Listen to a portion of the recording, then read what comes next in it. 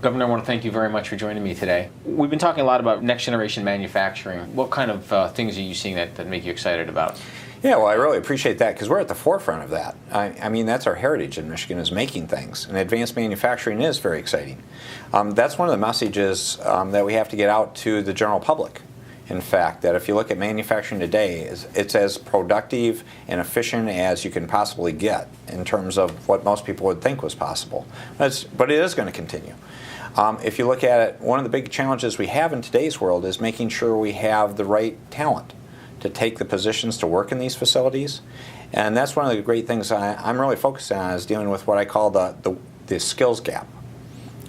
You can't go work in a production floor anymore if you simply have a high school background. You actually need advanced training. And so we're doing some highly innovative things there.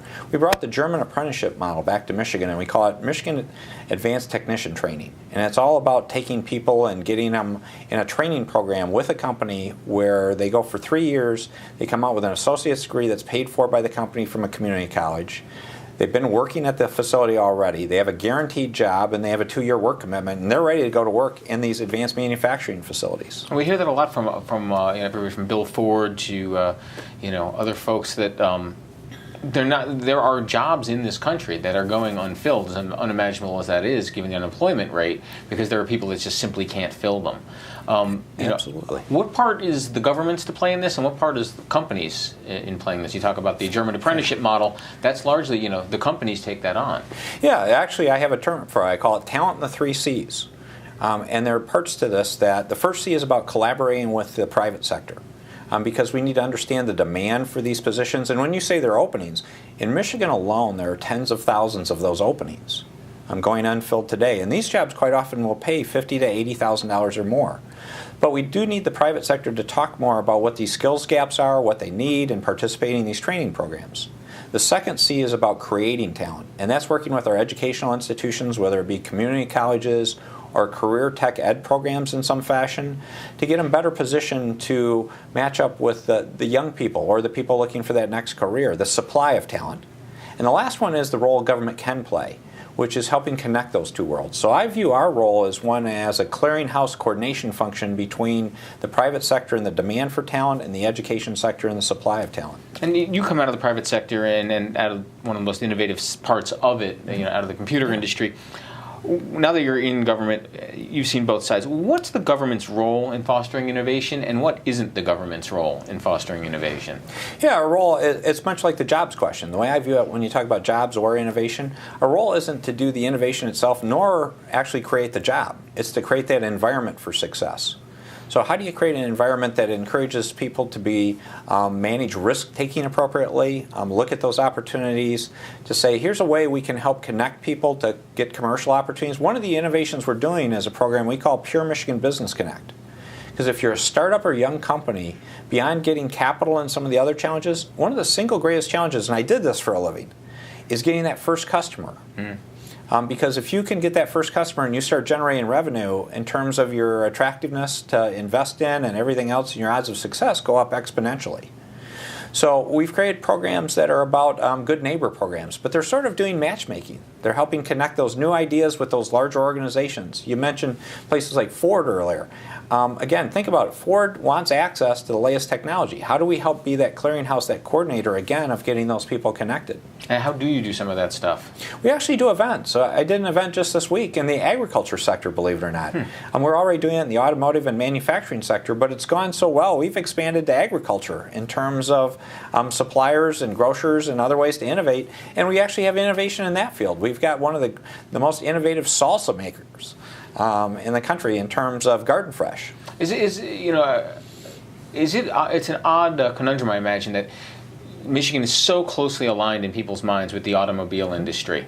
That when something goes on, like GM with the ignition switches, or back in the day, Firestone with the tires, or the bailout, is it tough to manage the public perception of all the other things that are going on in Michigan, or try to drive an agenda outside of that?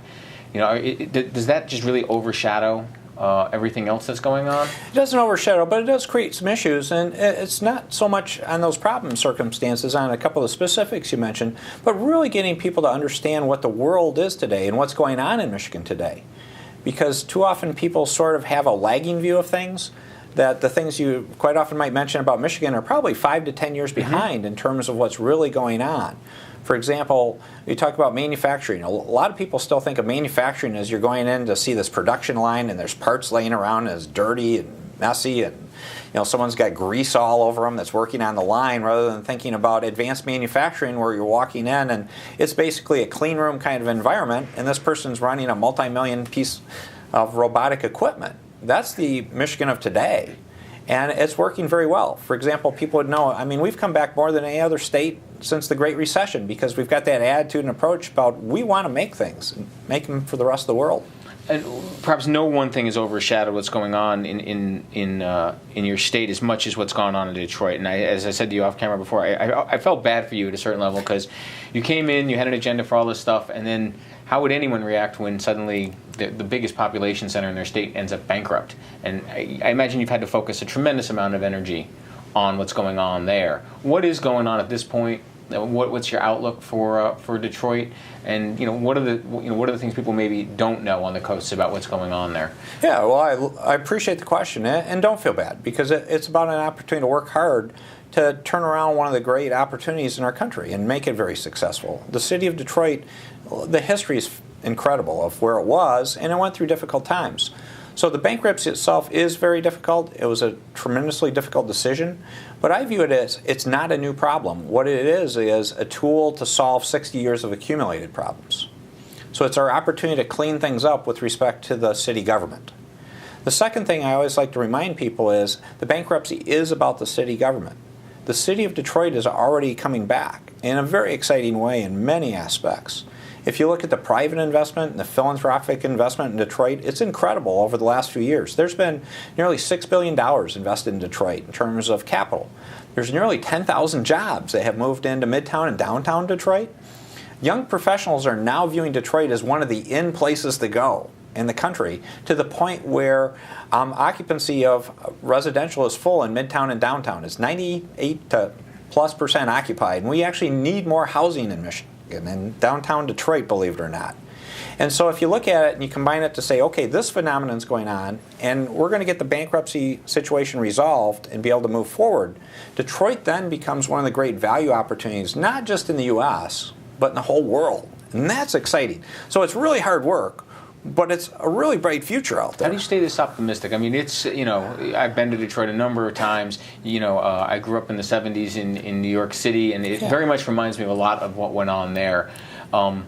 It did change, though. New York did come back. How do you remain optimistic in the face of, you go for a drive up Woodward Avenue, and it's pretty tough? Yeah, well, there's a lot still to be done with the neighborhoods, because we can't forget the neighborhoods as this. But what I'll tell you, it's basically a philosophy of how I operate in the public sector. I call it relentless positive action.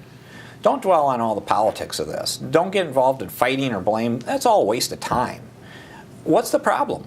And let's use some common sense and solve a problem. And then you go on to the next problem, and you just keep on that path. And it's working in Michigan. Detroit is coming back, and Michigan's coming back really strong. And finally, what's your outlook for the next couple of years in the state and in the Midwest in general? What makes you optimistic these days? Well, the whole phenomenon of what you're seeing. Again, if you look at it, in 3 years, we've had over 250,000 private sector jobs created. In terms of personal income, after going through kind of the lost decade in Michigan, we were number 9 in the country for growth in per capita income. These phenomena are going on. We're improving all aspects, and to be blunt, I'm not being complacent nor content about it. I want to go even faster, and that's the approach that Michiganders are seeing. Our brightest days are ahead of us. My greatest concern, in fact, is the mess in Washington. I think that's actually holding back economic growth. Mm-hmm. And we need to get back to the fundamentals there. So let's apply some of these reinventing principles you're doing in this conference to the issues in Washington. Just think what would happen there if they took the approach of no blame or fighting.